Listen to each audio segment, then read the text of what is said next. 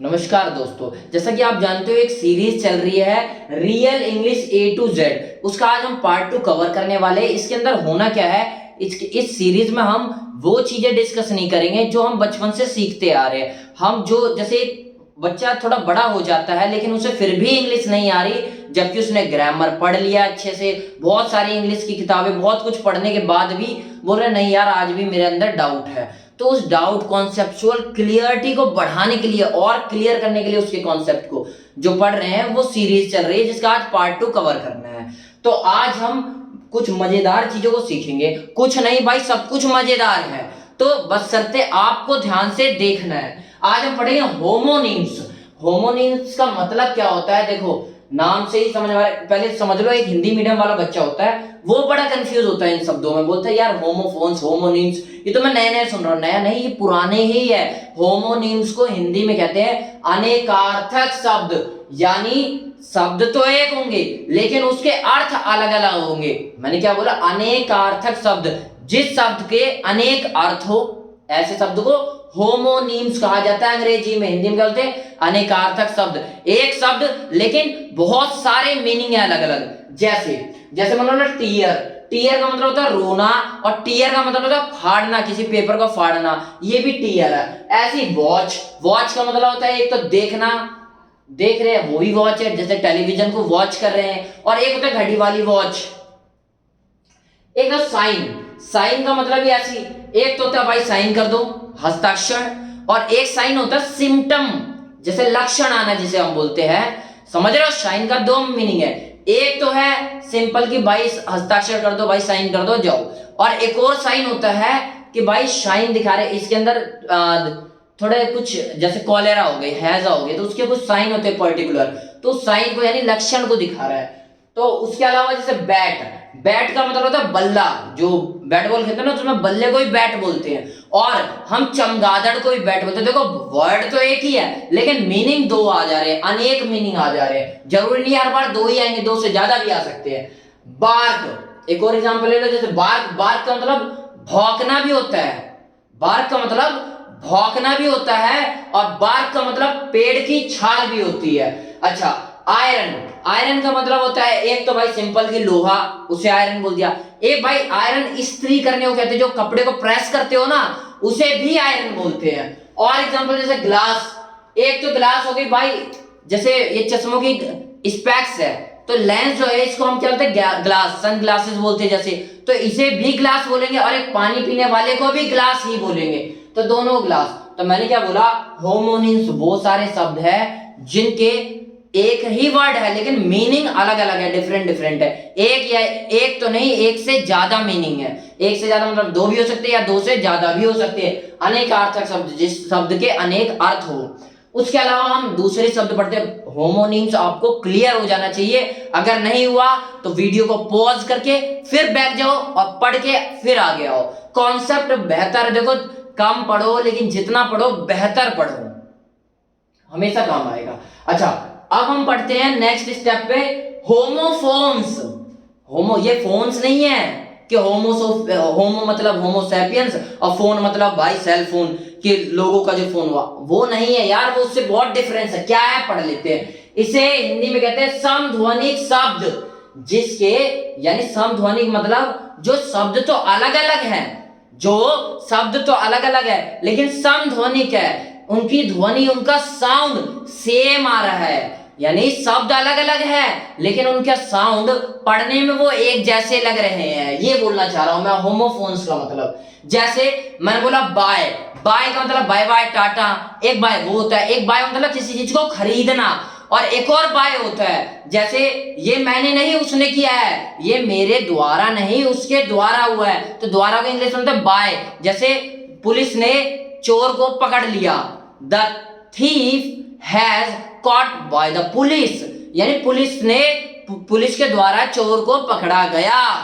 तो कहने वाला के द्वारा के लिए भी बाय लगता है। ऐसे ही हम पढ़ते हैं जैसे होल, होल के दो स्पेलिंग होते हैं, एक तो होता है होल जो छेद वाला होता है, एक होल मतलब कंप्लीट, एक जो छेद वाला होल है उसकी स्पेलिंग अलग है, उसकी स्पेलिंग है HOLE, HOLE। दूसरा होल जो जिसका मतलब क्या है कंप्लीट, उसका मतलब उसकी स्पेलिंग है दूसरे वाले जो होल की स्पेलिंग है उसकी स्पेलिंग है WHOLE। मैंने क्या बोला, दो टाइप के होल है, एक होल होता है जो छेद, उसकी स्पेलिंग है HOLE, दूसरा होल है कंप्लीट, उसकी स्पेलिंग क्या है WHOLE। ठीक है, और भी चीजें होती है, जैसे और एग्जांपल देख लो, टू, टू का मतलब होता है एक तो 1 2 3, तो वो वाला टू देखो स्पेलिंग अलग अलग है लेकिन साउंड एक जैसा कर रहा है, यानी बोलने में पढ़ने में हम एक जैसा ही पढ़ेंगे। टू, टू का मतलब दो, दो हिंदी में होता है ना दो, 1 2 3 ऐसी दो। एक टू का मतलब होता है जैसे यार he is too much boring, बोलते हैं ना he is too much boring, यानी वो बहुत ज्यादा बोरिंग है, बहुत ज्यादा को रिफ्लेक्ट करने के लिए, बोलने के लिए भी हम टू का प्रयोग करेंगे। एक टू का मतलब होता है I am going to the market, मैं मार्केट जा रहा हूं, तो I am going to the market वाले में ये वाला टू आएगा, मैं बहुत ज्यादा थक गया हूं उसमें ये वाला टू आएगा, और गिनती वाले टू में ये वाला टू आएगा। तो देखो स्पेलिंग अलग है, मीनिंग भी अलग है, लेकिन सेम क्या है, ध्वनि, यानी पढ़ने में अच्छे एक जैसे लगेंगे। अच्छा आगे बढ़ते हैं हम, आगे हम देखो अब हम बहुत ही इंपॉर्टेंट चीज को पढ़ने जा रहे हैं, अभी तक भी इंपॉर्टेंट था लेकिन जो नीचे पढ़ने जा रहे हैं वो लाइफ टाइम काम आना है, तो हम शॉर्ट में पढ़ेंगे। अभी हम एक चीज के ऊपर एक लेक्चर ले लेंगे पूरा, लेकिन अभी हम क्या करते हैं, उन्हें शॉर्ट में पढ़ते हैं। पार्ट ऑफ स्पीच, आप पार्ट ऑफ स्पीच बोलते हैं ना, बच्चे के दिमाग में क्या आता है, sir noun, pronoun, verb, adverb, conjunction, interjection, ऐसे बोलते सर ये इतने टाइप के होते हैं। अरे भैया ये है क्या, समझ रहे हो बात को मैं क्या कह रहा हूं, कि ये है क्या पार्ट ऑफ स्पीच। किसी चीज को मैं बोलूं कि जूता पहन लो, जब तक तुम्हें नहीं पता होगा कि भाई जूते की इंपॉर्टेंस क्या है, मैंने बोला खाना खा लो, तो तुम अगर आदमी को भूख ना लगे तो खाएगा नहीं, तो क्यों खा रहा है, एप्लीकेशन पता है उसे उसका यूज पता है कि हाँ भाई खाएंगे तभी भूख मिटेगी। तो कहने का मतलब क्या है कि हम नाउन, प्रोनाउन, एडवर्ब ये सब हम ऊपर ऊपर से पढ़ते हैं। क्यों पढ़ते हैं, क्योंकि इसकी भूख का नहीं पता कि इसकी जरूरत कहां पड़ेगी। हम बोलते बस यार पढ़ लिया ये नाउन, और किसी से पूछ लिया जाए तो बोलेंगे भाई कि सिंपल सी बात है, किसी वस्तु, स्थान या व्यक्ति के नाम को हम संज्ञा कहते हैं, यानी नाउन कहते हैं। लेकिन असल में जब कंपटीशन में वो बैठते हैं ना, हवा टाइट हो जाती है यार, क्यों समझ में नहीं आता यार, नाउन तो वो भी पढ़ के आए हैं और एक बंदा सबसे भीड़ से अलग हट के नाउन पढ़ के आया है, तो सिलेक्शन तो उसका ही होना है। क्यों, एक टाइम होता था कि भैया सिलेक्शन में क्या होता था ना, 500 सीट निकली है तो 400 बंदे ही आए हैं, तो 400 को तो रखना पड़ेगा। आज क्या है, 500 सीट निकली है, 10,000 बंदों ने अप्लाई कर दिया है, तो उसे क्लियर करने के लिए तुम्हें क्या करना पड़ेगा भैया, कॉम्पिटिट करना पड़ेगा बंदों से। उन्हें 10,000 बंदों ने तो किया लेकिन 500 ही सीट है, तो 500 कौन बेहतर निकलेंगे, जो बाकी भीड़ से अलग पढ़ रहे होंगे वही तो क्रैक करेंगे। जैसे बहुत सारे एग्जांपल है यार, मैंने जैसे बोला ना, मैंने अपना नाम, मेरा नाम सनी है, लेकिन मैंने बोल दिया सनीज, यानी एस लगा दिया पीछे, तो आप लोग क्या बोलोगे, यार ये क्या होता है। जैसे मुन्ना, किसी भी मान लो किसी दो भाई का नाम है मुन्ना, तो मैंने जैसे मुन्नाज बोल दिया तो तुम बोलोगे यार इतने सारे मुन्ना सुनना, ये तो प्रॉपर नाउन है। लेकिन अगर मैंने इसी को, मुन्नाज हो सकता है, अगर मैंने इसी के आगे गिनती जोड़ दी, जैसे 8 मुन्नाज in the class are present, यानी 8 मुन्ना नाम के लड़के प्रेजेंट है इस क्लास में, तो यहां मुन्नाज ये प्लूरल हो गया। इन सब चीजों को सीखना होता है, लेकिन हम नाउन क्या पढ़ के आए हैं कि भाई मटेरियल नाउन, एब्स्ट्रैक्टिव नाउन इतने टाइप के होते हैं, इसका ये मतलब है, बस हो गया। अरे भैया एप्लीकेशन तो पढ़ो, कहां पे वो अप्लाई हो रहा है, वही नहीं पढ़े तुम आ जाते हो, फिर बोलते हो यार कंपटीशन क्रैक नहीं हो रहा। कैसे क्रैक नहीं हो रहा भाई, पढ़ो ध्यान से, समझो कॉन्सेप्ट को। कभी ये दोष मत देना कि यार हमने ढंग से पढ़ा नहीं, ये होता है कि सही में आपने नहीं पढ़ा हो, लेकिन अगर टीचर अच्छा हो तो जरूर भाई बंदा अपने आप पढ़ेगा। जब मजा नहीं आता कब कोई चीज नहीं पढ़ी जाती, जब उसको भूख का पता ना हो, जब पता चलेगा हाँ भाई इंपॉर्टेंस मक्खन आएगा, जब मक्खन आएगा तो जरूर पढ़ेगा। तो बस यही कहना चाहूंगा। चलो शुरुआत करते हैं पार्ट ऑफ स्पीच की। क्या होता है, देखो पार्ट ऑफ स्पीच नाम से ही समझ में आ रहा है, स्पीच के पार्ट, स्पीच मतलब भाषण यानी बोलना, कुछ भी चीज बोल रहे हैं तो उसके पार्ट्स, कुछ तो पार्ट होंगे, जैसे मैंने बोला राम जाता है, तो इसके पार्ट्स क्या, अरे राम जाता है, ये क्या पार्ट है। तो इसी पार्टों को पढ़ना। पार्ट ऑफ स्पीच का मतलब किसी भी भाषण यानी बोलने के सेंटेंस में जो यूज होने वाले वर्ड हैं उनको पढ़ना है। जैसे कहने का मतलब पनीर की सब्जी बन के आ गई, अब बनी कैसे है, यानी उसके अंदर क्या क्या लगा है, उन चीजों को पढ़ना। मसाला लगा है, पनीर लगा है, मटर लगी है, और क्या क्या चीज लगी है, उन सबको जानना है। इन्हें यानी क्या है, उसके अंदर जो इंग्रेडिएंट है, बात करने के लिए जिन जिन चीजों की आवश्यकता, जिन जिन शब्दों की आवश्यकता है, उसको पढ़ने जा रहे हैं हम। तो क्या है पार्ट ऑफ स्पीच, ये पार्ट ही है स्पीच के, यानी बोलचाल की भाषा में जो ये बोल रहे हैं हम, तो हम बोल क्या रहे हैं, जो पार्ट में तोड़ दिया, तो इन्हीं को इस पार्ट बोलेंगे कि किसी चीज को कैसे यूज किया जाए। किसी का नाम लेना हो तो कैसे लेना हो, और नाम को जैसे मैंने बोला पुलिस ने पकड़ लिया, फिर उसने वो किया, फिर उसने वो किया, ये तो नहीं बोला पुलिस ने पकड़ लिया, फिर पुलिस ने ये किया, फिर पुलिस ने वो किया। तो कैसे हमने, पहले तो हमने पुलिस बोल दिया, फिर हम जानते थे पुलिस ही कर रही है, तो उसने क्या क्या कर दिया, फिर हमें पता चला क्या किया है, ये तो पकड़ा है, खेला है, गाया है, नाचा है चोर के साथ। ये सब हम पता करने के लिए क्या पढ़ेंगे, वर्ब पढ़ेंगे। ये भी तो पार्ट है एक। मैंने बोला वाओ क्या सुंदर ड्रेस है यार तेरी, तो इसमें क्या, मैंने वाओ जो बोला ये क्या है, ये भी तो बोलचाल की भाषा में प्रयोग होने वाले शब्द है, ये भी पार्ट ऑफ स्पीच है। स्पीच बोलने का एक पार्ट है, एक हिस्सा है यार, तो इसी को पढ़ना है। तो होता क्या है, एक सिंपल सी डेफिनेशन है, रट लो, याद कर लो, बहुत अच्छी है, बस समझ लो, ठीक है। रटना उठना नहीं है, हमारी क्लास में रट्टाफिकेशन है ही। चलो शुरुआत करते। क्या बोला मैंने, पार्ट ऑफ स्पीच का मतलब डिफरेंट डिफरेंट पार्ट, अलग अलग पार्ट, हिस्से या इंग्रेडिएंट, यानी जो छोटे छोटे कारक है, या फिर वर्ड, वो सारे शब्द, हिस्से या ingredient which using during the formation of sentence.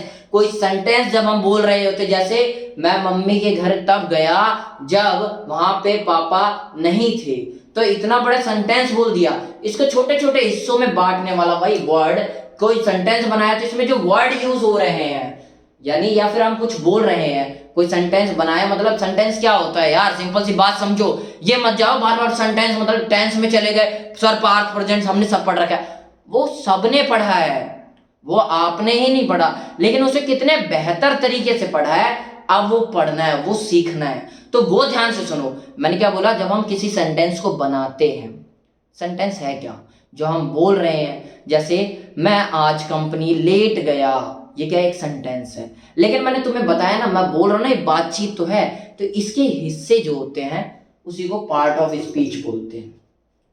अब इसे जनरली क्या 1 2 3 4 5 6 और 7 यानी 7-8 हिस्सों में डिवाइड कर दिया जाता है। किसको, पार्ट ऑफ स्पीच को। ये कोई ये नहीं आप बोलने वाले को आप बोलोगे नहीं मैं जाता हूं और कब बोलोगे भाई मैं तो पार्ट ऑफ स्पीच बोलो। पार्ट हमने अपने सहूलियत के लिए बनाया है, हमने अपनी आसानी के लिए बनाया है, ठीक है।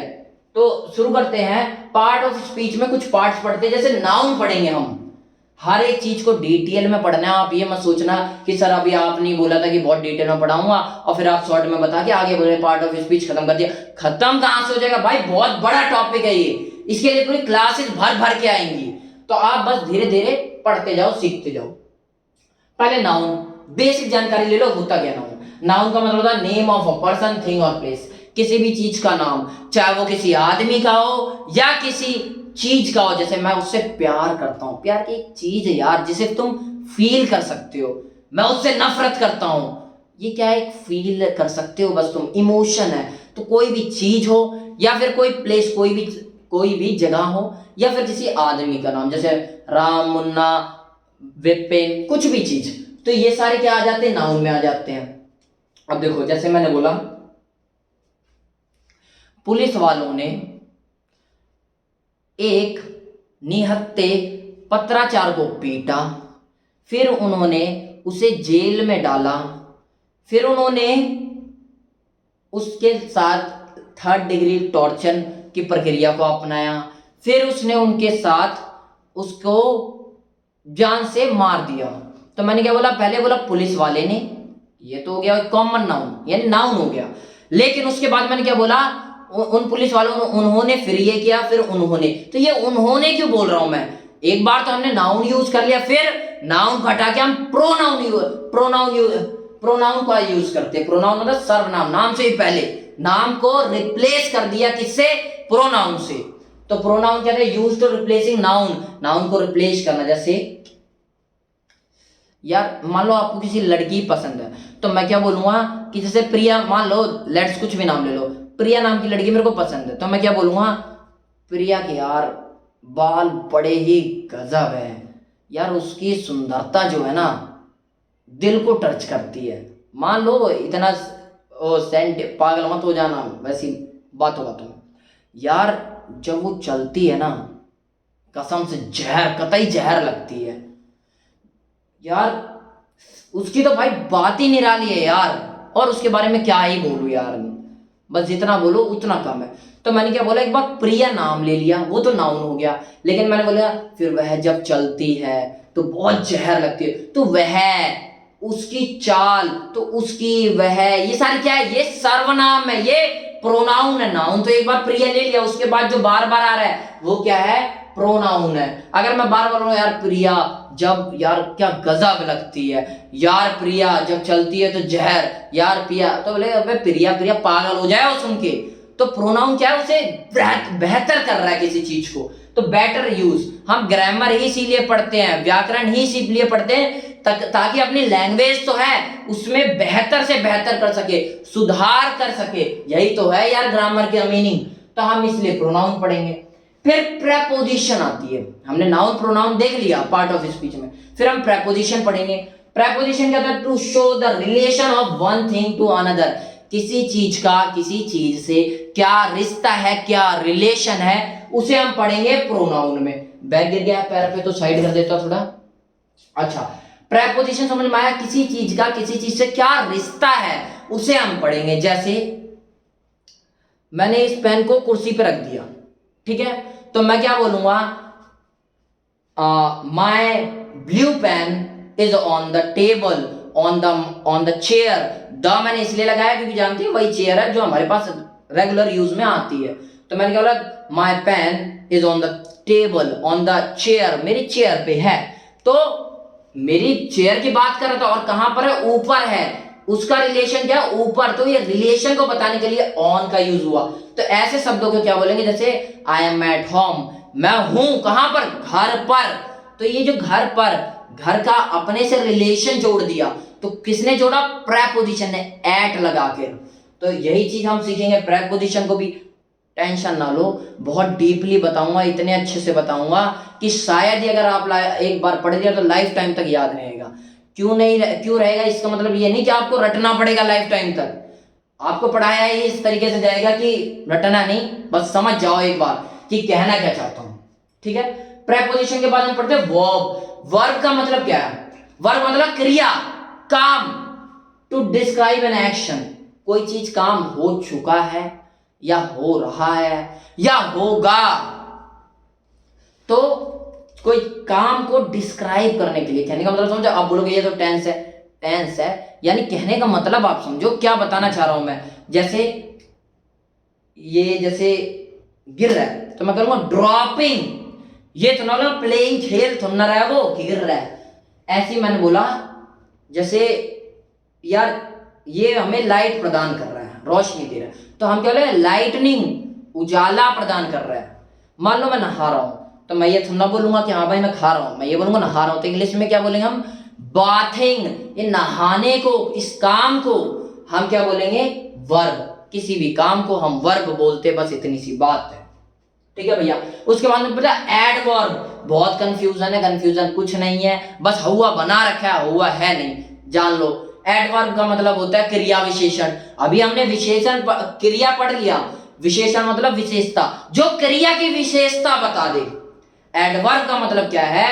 वो कि कोई भी ऐसी चीज, वो वर्ड, वो पार्ट स्पीच के जो कोई काम हो रहा है तो कैसे हो रहा है, कब हो रहा है, कहां हो रहा है, उसको बता दे। यानी जो भी कार्य हो रहा है वो कब हो रहा है, कैसे हो रहा है, कहां हो रहा है, उसको बता दे। यानी मैं नहा रहा हूं तो मैं हफ्ते में हफ्ते में यार 2 बार नहा लूं, बहुत बड़ी बात है। तो ये 2 बार क्या है, कितनी बार, समझ रहे हो? अब देखो समझो डीपली में क्या बोल रहा हूं। एडवर्ब का सीधा सीधा मतलब है भैया किसी भी कोई भी काम कैसे हो रहा है उसको उसकी स्पेशलिटी यानी वर्ब की स्पेशलिटी बताता है एडवर्ब। कंफ्यूज नहीं होना, ध्यान से सुन लो। एडवर्ब का मतलब होता है वो वर्ब जो वर्ब की स्पेशलिटी बताए उसे एडवर्ब कहेंगे। क्रिया विशेषण वो शब्द होते हैं, वो वर्ड होते हैं जो क्रिया की विशेषता बताए, स्पेशलिटी बताए। जैसे मैंने बोला कि he is doing his work seriously, वो उसके काम को कर रहा है, कैसे कर रहा है? सीरियसली कर रहा है। क्या कर रहा है? काम को कर रहा है। वर्क तो कर रहा है, ये तो वर्ब हो गई, लेकिन कैसे कर रहा है, कैसे कर रहा है, ये क्या विशेषता है? सीरियसली कर रहा है। तो ये क्या हो गई? सीरियसली क्या हो गई? एडवर्ब हो गई। ऐसे मैंने क्या बोला? स्पेशली बताते, ये तो मैंने बोला कैसे कर रहा है, हाउ, स्पेशलिटी बताने के लिए। और वेयर, जैसे ही इज गोइंग देयर, वो वहां जा रहा है। तो मैंने क्या बोला? गोइंग, वो जा तो रहा है, कहां जा रहा है? ये जो काम कर रहा है वो कहां कर रहा है? देयर, वहां पर। तो क्या है? ये क्रिया जो ये काम हो रहा है इसकी स्पेशलिटी बता रहा है, इसी को बोलेंगे एडवर्ब। देयर यहां पे क्या है? एडवर्ब है। उसी की तरह व्हेन का यूज होगा, यानी जब क्रिया में, जब कब क्रिया कैसे हो रही है, कहां हो रही है, कैसे, कहां, कब हो रही है। जैसे ही क्लीन्स, वो साफ करता है, his cell phone once a week, वो अपना सेल फोन यानी जो ये मोबाइल फोन है अपना छोटा वाला, वो क्लीन करता है हफ्ते में 1 बार। हफ्ते में 1 बार वह अपने सेल फोन को क्लीन करता है। तो क्लीन कर रहा है यानी साफ सफाई तो कर रहा है, किसकी कर रहा है? सेल फोन की। लेकिन क्लीनिंग तो कर रहा है, कब कर रहा है उसकी विशेषता बता रहा है, हफ्ते में 1 बार। हफ्ते में 1 बार वो क्लीन कर रहा है, तो इसी को क्या बोलेंगे? Once a week. यहां पे क्या है? एडवर्ब है। समझे कहने का मतलब? वो सारे एडवर्ब कहलाते हैं जो कि क्रिया की विशेषता बता दे। ठीक है भैया। अच्छा, अभी हमने क्या पढ़ लिया? Noun, pronoun, preposition, verb, adverb. अब 2 चीज और पढ़ लेते हैं, बेसिकली बहुत छोटे छोटे हैं, कोई बड़ी बात नहीं है, पढ़ लेते हैं। कंजंक्शन। कंजंक्शन का सीधा मतलब होता है, कंजंक्शन मतलब होता है संयोजक। 2 चीजों को देखो, कंजंक्शन, जंक्शन बिटवीन टू, कोई भी 2 चीज का जंक्शन यानी जो उन्हें मिलाता है, कोई भी 2 चीज को मिलाने वाले को कंजंक्शन बोलते हैं। हिंदी में बोलते हैं संयोजक। संयोजक का मतलब होता है जोड़ने वाला। ठीक है, तो समझते क्या मतलब हुआ इसका? जॉइन वर्ड और ग्रुप ऑफ वर्ड, ये क्या करते हैं? ये कुछ वर्ड होते हैं जो वर्ड या ग्रुप ऑफ वर्ड्स को, कोई एक वर्ड है या तो वर्ड का एक ग्रुप है और दूसरा ग्रुप है, इनको जोड़ने का काम कौन करते हैं? कंजंक्शन करते हैं, संयोजक जिसे बोलते हैं हिंदी में। तो जॉइन वर्ड या group of word in the sentence, sentence में किसी वर्ड या किसी ग्रुप ऑफ वर्ड्स को जोड़ देते हैं। एग्जांपल लेते, बहुत इजी है। आई विल वेट, थोड़ा सा गलत है, पढ़ लो आप ध्यान से। I will wait until she arrives, जब तक वो नहीं आ जाती मैं वेट करूंगा। मैंने क्या बोला? आई विल वेट, ये तो सेंटेंस हो गया, ये क्या हो गया? सेंटेंस हो गया। इसके अंदर क्या ग्रुप ऑफ वर्ड कौन सा है? ये है। एक वर्ड ये रहा, एक वर्ड ये रहा, तो 2 मिला के क्या वो ग्रुप ऑफ वर्ड। तो इसको जोड़ने का काम कौन कर रहा है? ये अंटिल कर रहा है कि I will wait until she arrives, जब तक वो आ नहीं जाती मैं वेट करूंगा। जब तक, ये क्या है? कंजंक्शन है जो जोड़ रहा है। मैं ऐसे तो नहीं बोलूंगा मैं वेट करूंगा वो आ जाती है, समझ रहे हो? ऐसे अच्छा नहीं लगेगा। तो जब तक वो आ नहीं जाती तब तक मैं वेट करूंगा, ये कौन बता रहा है? ये कंजंक्शन के वजह 2 शब्दों को एक बार में जोड़ दिया। मैंने बोला मैं वेट करूंगा, आ नहीं जाती, ये कोई मीनिंग नहीं बैठ रहा। मीनिंग कब बैठेगा? जब तक वो नहीं आ जाती जब तक मैं वेट करूंगा। 2 अलग अलग सेंटेंस से जोड़ दिया ग्रुप ऑफ वर्ड्स को, इसी को कंजंक्शन बोलते हैं, हिंदी में संयोजक बोलते हैं। संयोजक मतलब जोड़ने वाला।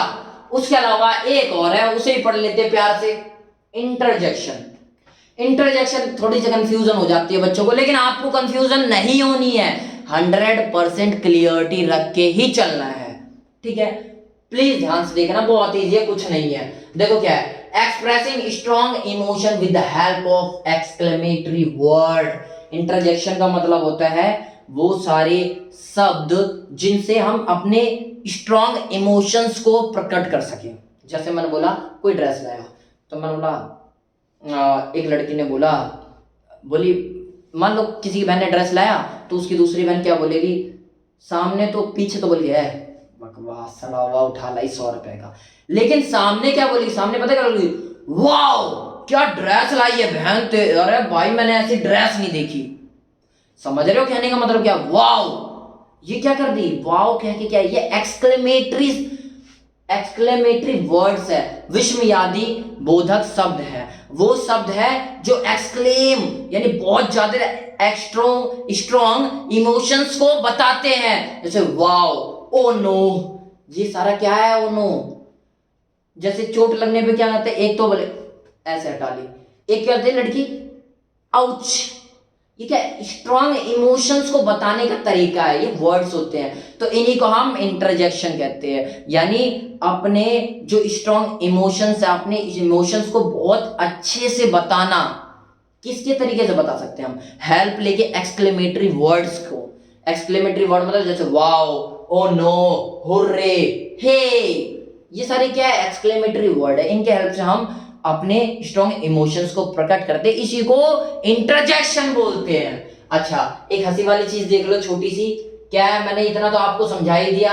अब पढ़ते expressing strong emotions with the help of exclamatory word, जैसे हुर्रे, वाओ, आउच, हे।